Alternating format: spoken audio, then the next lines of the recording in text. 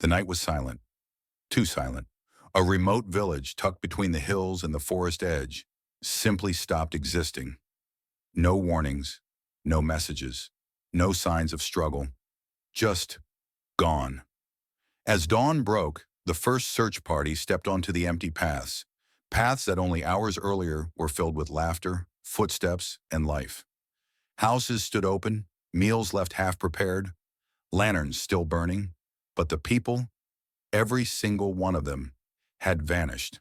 And then came the detail that froze investigators in place. Not a single footprint remained, no trails leading out, no drag marks, no signs of evacuation, just empty homes, silent rooms, and a mystery carved into the earth itself. The questions grew louder than the wind that moved through the abandoned streets. What force could erase an entire village overnight? What power leaves no trace, no witness, no explanation? So we ask, how does an entire community vanish in one night with no signs of escape? Tonight, we follow the clues left behind and the secrets that refuse to stay buried. The village was known as Aruwakoma, a small settlement hidden deep within the Kaloran highlands, far from modern roads and untouched by the outside world. For more than a century, fewer than 280 people called this place home. Generations lived and died here, guided by ancient customs, tight family bonds, in a slow, peaceful rhythm that rarely changed. Life in Aruwakoma was simple but deeply rooted in tradition. Families worked the land together, elders passed down stories by firelight. Children played along narrow footpaths that wound between clay houses built from the red earth beneath their feet. The village sat between dense forest to the south and rolling hills to the north, beautiful but extremely isolated. Communication with the outside world was poor. There was no phone network, no reliable radio signals, and the nearest major town was almost a day's walk away. Few outsiders ever visited, and those who did described the village as frozen in time, a place where modern technology never seemed to matter. Aruwakoma had its own unique ceremonies, seasonal festivals, and spiritual beliefs.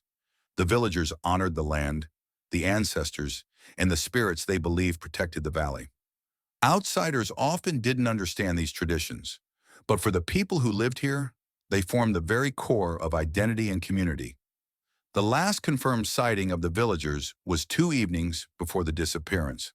A traveling herbal merchant passed through the area, selling simple goods and gathering plants. He reported everything was normal: children laughing, elders sharing drinks, fires burning as families prepared their meals. It was the final moment anyone would ever see Aruwakoma alive. Just 48 hours later, the village stood empty, and the mystery began. Earlier that day, a local trader stopped by the village and noted that everything seemed normal, but he sensed a strange tension among the villagers, as if they were hurried or distracted. Later that night, a traveler passing nearby reported hearing eerie, unexplainable sounds, whispers, footsteps, and low hums, echoing through the forest around the village. Villagers reported mysterious lights in the sky, flickering in unnatural patterns. Several eyewitnesses noticed a sudden sharp drop in temperature around midnight.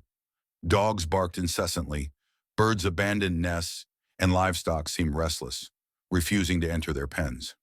The next morning, visitors to the village found something shocking: homes untouched, fires still burning in hearths, tools laid out as if the villagers had simply vanished. No signs of struggle, no footprints, nothing. Completely empty. As the first search teams approached the village, an unsettling stillness hung in the air. Birds were silent, and the usual morning chatter never came. Every path led to emptiness, not a single villager in sight. And yet, everything was exactly where it should be. Clothing laid out on benches, laundry fluttering in the wind. Smoke still spiraled from the village ovens, as if abandoned mid-meal. Farming tools remained in fields, some even upright in the soil. Doors wide open, windows unlatched, and no signs of forced entry. Nothing to suggest the villagers had fled in fear or panic. Wind whistling through empty streets, rustling of cloth on fences and hanging laundry, creaking doors swaying with every gust. Occasional distant animal noises echoing, but unnervingly out of place. Low ambient hum to underline the mystery. Sudden, subtle sound cues for rustling or footsteps that never appear visually.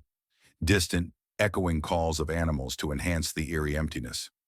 When word of the disappearance spread, the first to respond were local authorities and villagers from neighboring settlements.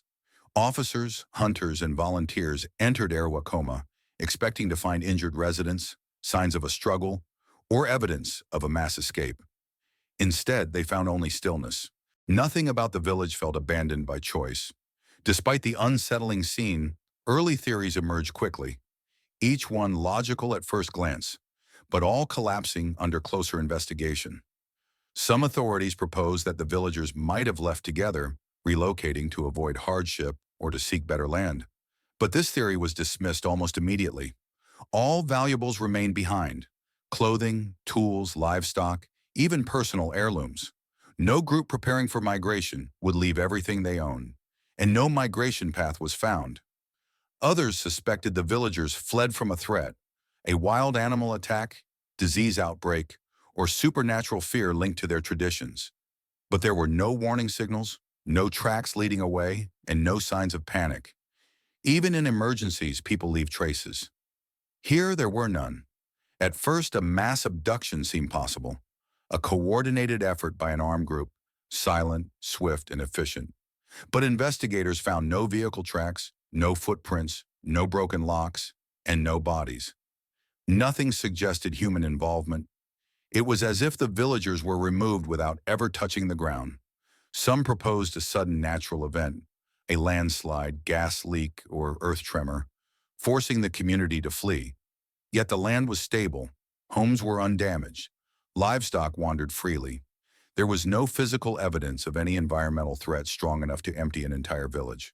One by one, the simplest explanations were ruled out, and as search teams expanded their efforts, the mystery only deepened. As investigators moved deeper into the village, the unsettling quiet began giving way to clues. Small fragments of evidence that seemed ordinary at first, yet became deeply suspicious under closer examination. They started with the everyday items. Scattered footwear lay outside several doorsteps, as if people had stepped out quickly without time to put them on.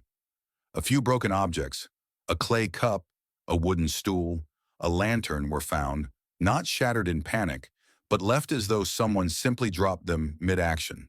On walls and door frames, odd markings appeared, symbols scratched in a hurry, unfamiliar to both villagers and investigators. But the real shocks came soon after. Just beyond the village border, a trail of footprints, thin, elongated, and unlike any known animal, led straight into the forest. But after 20 meters, they stopped. Completely. No turn, no jump, no drag. Just an abrupt end, as if whatever made them had vanished into thin air. Near the center of the village, searchers discovered a perfect circle of scorched earth. No ashes, no debris, just a clean burn, as if something intensely hot had touched the ground for only a moment. The grass around it remained untouched, adding to the impossibility. In one home, officers found a diary opened on a table. The final entry read, "Tonight there will be," and nothing more. No continuation, no correction, no sign of interruption or ink spill, just a sudden unnatural stop. The footwear and broken items suggest an abrupt disruption, people leaving in haste, but not in panic. It was as if something demanded immediate departure, yet without chaos. The odd markings could indicate warnings or symbols made in fear. Their rushed appearance hinted at desperate communication, possibly moments before the disappearance. The strange footprints presented the most disturbing clue. Their sudden termination challenged natural logic. No known human or animal movement pattern matched the trail.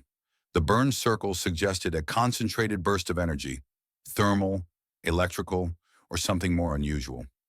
Experts later agreed it resembled neither lightning nor human fire. The unfinished diary entry implied direct interruption at the exact moment of writing. Something occurred so abruptly that the author never completed the sentence.